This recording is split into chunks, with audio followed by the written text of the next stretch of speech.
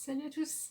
Aujourd'hui, je vais vous parler de mon expérience et de mon parcours avec l'hypersomnie, comment ça se présente, comment j'ai été diagnostiquée, les tests que j'ai passés, les traitements que j'ai eus, etc. Alors, j'ai commencé à comprendre qu'il y avait un problème au moment où j'apprenais mon code de la route. C'était en 2011, je crois, donc j'avais 21 ans. J'allais régulièrement au code et en fait, à chaque session, je m'endormais, mais systématiquement. Je sentais le sommeil qui arrivait et bim, je m'endormais. Et ce qui me réveillait, en fait, c'était mon corps qui était en train de basculer vers l'avant, qui était en train de tomber, quoi. Et donc le fait de tomber, ça me réveillait en sursaut. Et donc ça me réveillait un petit peu, et puis ça recommençait, je recommençais à m'endormir, mon corps retombait vers l'avant, j'avais à nouveau un sursaut qui me réveillait, enfin c'était un cycle en fait, et je m'en sortais pas, quoi. Alors, comme c'était pendant les vacances d'été, en fait, c'est vrai, j'avais pas de planning, j'avais rien de spécial à faire à part aller au code, et je me couchais un peu tard, et du coup, au début, je me disais que je devais tout simplement être juste un peu trop fatiguée, et que je m'endormais à cause de la fatigue. Donc j'ai commencé à expérimenter, donc je dormais 12h, 13h, 14h, et j'allais au code après, et en fait, ça changeait rien, systématiquement, je continuais de m'endormir. À la fac, c'est pareil, en amphi surtout, je m'endors quasiment systématiquement. Je vais vous expliquer un petit peu comment ça se passe. Je commence d'abord à sentir que le sommeil arrive, je sens que mon cerveau commence à être vraiment embrumé, c'est dur de se concentrer, ma vision devient saccadée. Par exemple, si je balaye la salle du regard, j'ai pas, j'ai pas assez de frames par seconde, c'est extrêmement bizarre à vivre. Euh, Donc bref, ouais, ma vision devient saccadée, je commence à rêver alors que je suis encore éveillée. Et comme au code, en fait, c'est pareil. Je m'endors, mon corps tombe vers l'avant, ça me réveille en sursaut, je me réveille un petit peu, j'arrive à suivre un petit peu et ça recommence, je m'endors à nouveau, mon corps tombe et tout. Au début, j'essayais vraiment de lutter au max, de pas m'endormir, j'essayais de continuer à prendre des notes tout en m'endormant. Et d'ailleurs, je vais vous montrer ce que ça donnait. Voilà, ça c'est ce que j'écrivais tout en m'endormant, donc comme vous pouvez le voir, c'est complètement illisible. Du coup, au bout d'un moment, j'ai laissé tomber. Au lieu de lutter contre le sommeil, je pose ma tête sur la table et puis je dors un petit coup, parce que lutter, ça sert à rien, ça prend toute mon énergie. Je suis incapable d'écouter ce qui se passe, je suis incapable d'écrire, et je vais m'endormir dans tous les cas, donc ça sert à rien. Autant faire une petite sieste, et puis voilà. Après, le problème, c'est que quand je me réveille, je suis dans les vapes, j'ai du mal à me remettre à travailler, je sais pas où est-ce qu'on en est rendu, je sais pas de quoi le prof a parlé, je suis perdue et en vrai j'ai qu'une envie, c'est juste rentrer chez moi et d'aller me coucher sur un vrai lit et de vraiment dormir. Du coup des fois je partais en plein cours pour rentrer chez moi et dormir. Alors faut savoir qu'il y a jamais eu de solidarité étudiante, c'est-à-dire que personne ne m'a jamais réveillée, ne m'a jamais donné un petit coup de coude. Par contre, j'entendais beaucoup de moqueries et des chuchotements, parce que quelqu'un qui s'endort comme ça, c'est drôle en fait. Je me rappelle une fois, cet épisode m'a vraiment marqué en fait. J'étais pas en amphi, c'était en TD. Je pose une question au prof et en fait il me répond que oui, il va me répondre, mais pas tout de suite. Il finit d'expliquer quelque chose et ensuite il allait me répondre. Sauf que le prof a fini par répondre à ma question, mais je m'étais endormie entre temps. Et quand je me suis réveillée, mon voisin m'a tout expliqué. Enfin, il m'a tout expliqué. Non, il m'a dit que le prof avait répondu à mes questions et qu'il lui avait donné pour mission de me répéter la réponse une fois que je serais réveillée. Et ça, je comprends vraiment pas. Pourquoi est-ce que quelqu'un ne m'a pas réveillée? Pourquoi est-ce qu'on m'a pas donné un petit coup de coude? Mais vraiment, je comprends pas. On m'a laissé dormir en fait. Et le prof m'a répondu, il a répondu à ma question pendant que j'étais en train de dormir et ça, je sais pas, ça a choqué personne. Peut-être qu'ils se sont moqués, je sais pas, j'en sais rien. Mais bref, en tout cas, je pouvais pas compter sur les autres étudiants pour me réveiller. Ensuite, on va fast forward en 2013. C'est l'époque où je commence un master MEF-PE. Et c'est super dur pour moi parce que je dois me lever tôt, je dois faire un long trajet en bus. Parce que j'ai pas encore précisé, mais l'hypersomnie c'est pas juste s'endormir en journée, c'est aussi un allongement du temps de sommeil. Donc dans mon cas, il faut que je dorme 12 heures environ. Sinon en fait je suis crevée, vraiment. si je dors pas 10-12 heures, ouais, 10 heures ça passe encore, et ben je suis en déficit de sommeil en fait. Et du coup, si je dors pas suffisamment, je vais encore plus m'endormir, ça va être encore plus compliqué de lutter en journée. Et donc, cette année-là, en 2013, je m'endors beaucoup, je rentre beaucoup chez moi pour aller dormir le matin. J'arrive pas à me lever, enfin, c'est super dur.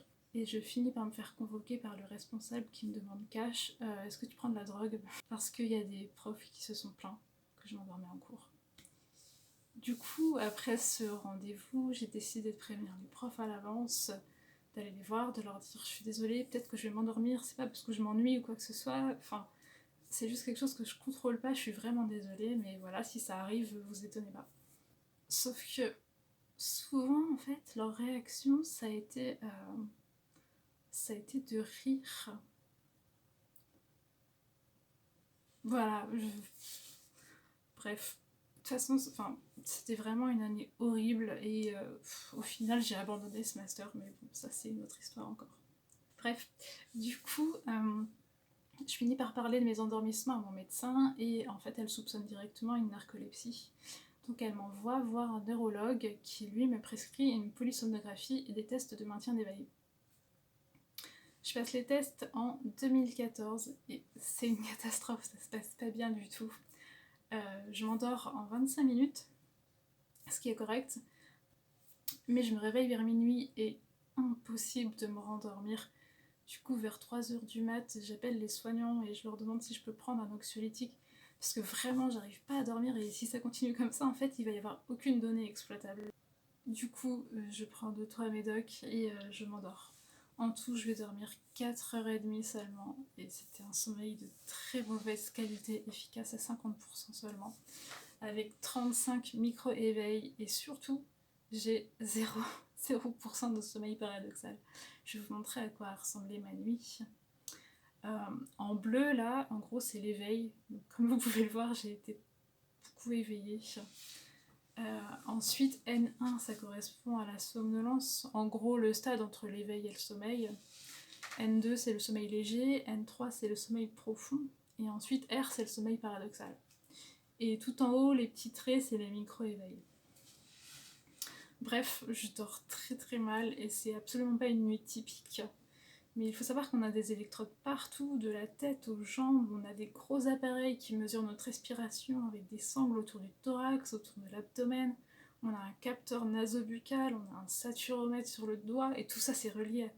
Enfin, il y a des fils partout, enfin, c'est terrible, c'est super dur de dormir dans ces conditions.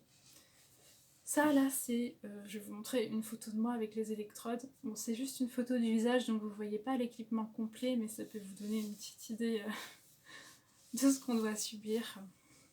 Bref, le lendemain je passe les tests itératifs de latence d'endormissement et vraiment c'était de la torture en fait. En gros, on te demande de faire une sieste à 9h30, à 11h30, à 13h30 puis à 15h30 et on mesure le temps que tu mets pour t'endormir.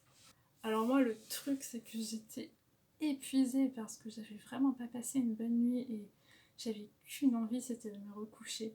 Mais dès que je m'allongeais sur le lit, en fait on me disait via le micro de me relever et qu'il fallait surtout pas dormir entre les tests. Bref, quand la première sieste arrive, je m'endors absolument pas. Je suis super stressée, je voyais le temps passer et je faisais que de me dire en boucle merde, je m'endors pas, ils vont jamais me croire. Lors de la deuxième sieste, je m'endors en 2 minutes, ensuite en 11 minutes et enfin en 12 minutes, ce qui fait une moyenne de 11 minutes environ. Et c'est absolument pas considéré comme pathologique, on considère que c'est pathologique en dessous de 8 minutes. Bref, la conclusion des tests, ça a été que je dors mal la nuit, donc que ça explique mes endormissements en journée, et puis c'est tout. Et j'étais vraiment dégoûtée parce que les tests n'avaient pas reflété du tout, mais du tout la réalité. Je fais une petite parenthèse, ce que je vous ai pas dit, c'est que quand j'ai passé cette première polysomnographie, c'est une période pendant laquelle j'étais super stressée, ça allait vraiment pas bien psychologiquement parlant, et je consommais pas mal d'anxiolytiques et de somnifères. Et pour passer le test, forcément, il fallait rien prendre de tout ça. Donc j'ai dû brutalement passer une nuit sans rien prendre. Et d'ailleurs, j'ai fini par en prendre avec leur autorisation vers 3h du mat'. Et ce qu'il faut savoir, c'est que les somnifères, en fait, ils sont connus pour diminuer le sommeil paradoxal. Ce qui explique peut-être pourquoi j'avais plus du tout de sommeil paradoxal à cette époque. Voilà, je ferme la parenthèse. Bref, 2 ans plus tard, mes symptômes s'améliorent pas du tout, c'est même de plus en plus dur à gérer, parce que non seulement j'ai besoin de beaucoup de sommeil la nuit, je m'endors en journée, et je subis énormément de parasomnie la nuit. C'est-à-dire que j'ai des hallucinations hypnagogiques et hypnopompiques, j'ai des éveils confusionnels, des paralysies du sommeil, des myoclonies hypnagogiques en boucle. En gros, tout ça, ça arrive à cause du passage trop rapide du sommeil paradoxal à la veille, ou bien l'inverse. Sauf pour les paralysies du sommeil, c'est un mécanisme un peu différent. Ça arrive en gros quand on est en atonie musculaire, mais qu'on est conscient quand même d'être endormi. Enfin bref. Si vous voulez, j'en parle un petit peu dans cette vidéo que je vais link quelque part si ça vous intéresse. Donc en 2016, je reprends un rendez-vous et on me represcrit des tests. Et on m'explique que les premiers tests étaient quand même pas mal biaisés parce qu'on m'avait pas fait passer de polysomnographie libre, c'est-à-dire une polysomnographie pendant laquelle on nous laisse dormir autant de temps qu'on veut. Parce que celle que j'avais passée, il fallait se coucher à 1h précise et surtout, on nous réveillait très tôt le matin puisque la journée suivante, on devait passer tous les tests itératifs de latence d'endormissement. Et la première sieste était dès 9h30, donc il fallait se lever vers, je sais plus, 7-8 heures par là. Du coup, on est en 2016 et je passe à nouveau les tests. À cette époque, je suis dans une époque où je consomme plus du tout de somnifères. Du coup, pour la première polysomnographie, je dors pendant presque 8 heures avec une efficacité de sommeil à 81%. Et on peut voir en rouge là que cette fois-ci, j'ai des cycles de sommeil paradoxal, oui. Dans la journée suivante, je repasse les tests itératifs de latence d'endormissement.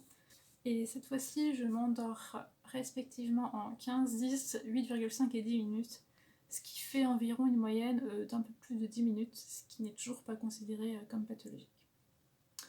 Ensuite, je passe la polysomnographie libre. C'est une polysomnographie pour laquelle on garde seulement les électrodes. On n'a plus tout le matériel encombrant qui enregistre les mouvements respiratoires. Du coup, c'est beaucoup plus simple de dormir et surtout, on nous laisse dormir autant de temps qu'on le souhaite.